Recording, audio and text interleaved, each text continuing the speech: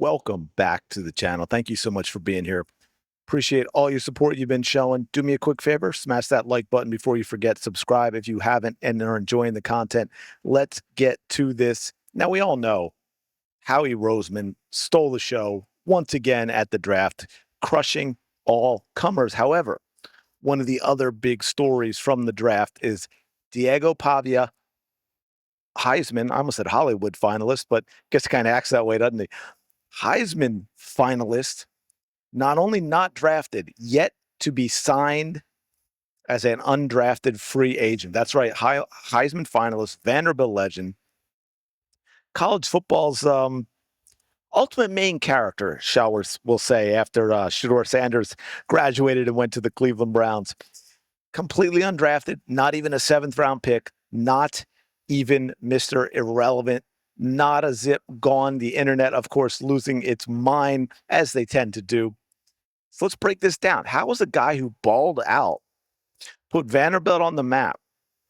He ends up watching the entire draft, still not signed, even after the draft, right? So what do we got going on? We got confetti flying everywhere for all the lucky ones.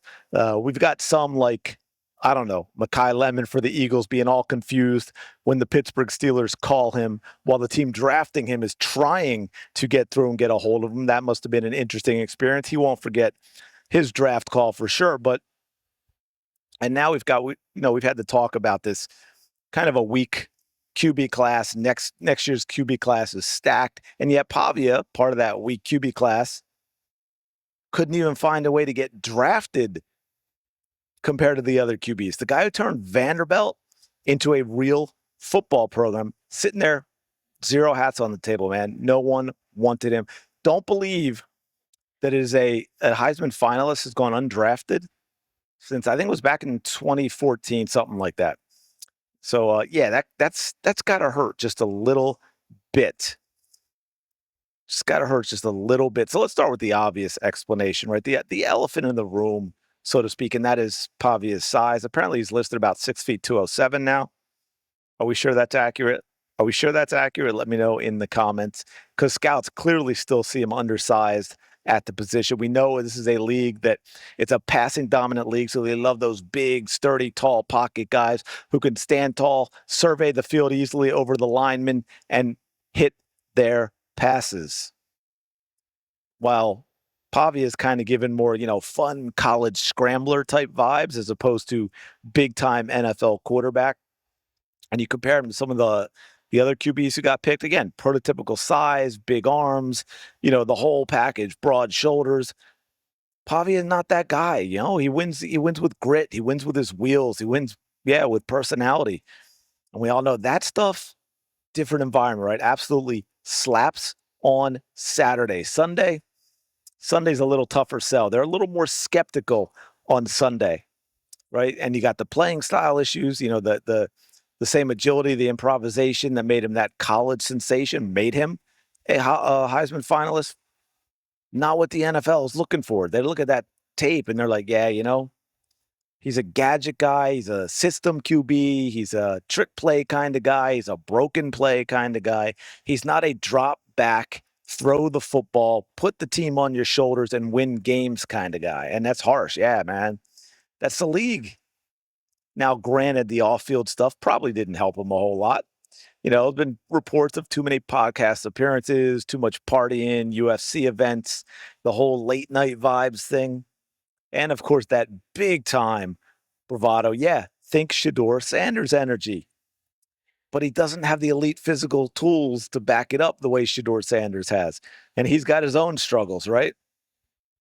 Now, apparently, according to Tom Pelissero, I have not been able to confirm this, just to be clear, but Diego Pavia actually had the cojones to straight up tell teams the man was not interested in being a backup. He wanted to start day one. Yeah, that was a mistake if true. He is not that guy. I don't know if anyone in this draft from a QB perspective is that guy. I mean, it's bold for sure, absolutely. Smart in a room full of coaches who don't think he's that guy. Probably not the way to make friends and get drafted for sure. Then we've got family influence rumors. Again, does that sound familiar? So let's just say you put all that together, that entire package, you have front office would be like, no, man. No, man. And again, still not drafted. And then you've got the whole Pat McAfee thing, right? We got the whole Pat McAfee thing right here. This is what we're looking at. I loved what Diego Pavia did for college ball. Just an absolute sensation, turning Vanderbilt into a football school quickly. I think a lot of what made him fantastic for college was also going to be what held him back as an NFL prospect. Size, speed, style of play. Sound familiar? Personality, you name it. All of it is perfect for college, not necessarily the prototypical NFL prospect. If he gets in a building and finds success, I'd be pumped for him and his family. Now, if it doesn't work out, is he not the UFL QB blueprint? Recognizable name, can move, not scared to promote. UFL's getting 800,000 viewers a game, which is good for spring ball. Yeah, it's a good number, man. I'm impressed. Can bump that a bit with some name brands there. I think we all assume the clips, regardless of outcome, would go for a bit. Feels like an opportune time for the UFL and for the Pavia show.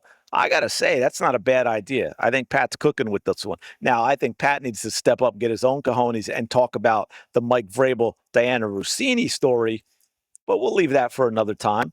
Apparently, the Birmingham Stallions have shown some interest. So, look, man, get reps, ball out. Show that you're not an attitude problem that's going to hurt the locker room. Maybe force all those NFL teams to eat a little bit of crow when you make the jump from the UFL to the NFL. Of course, the CFL is another option, but I think the UFL is a much better one. So my man is at a crossroads, right?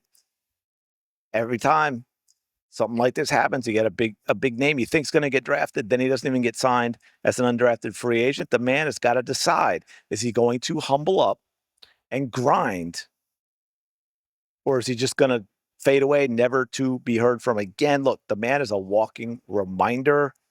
College dominance does not always translate into the pros. You can be a Heisman finalist. You can lead your team to historic seasons.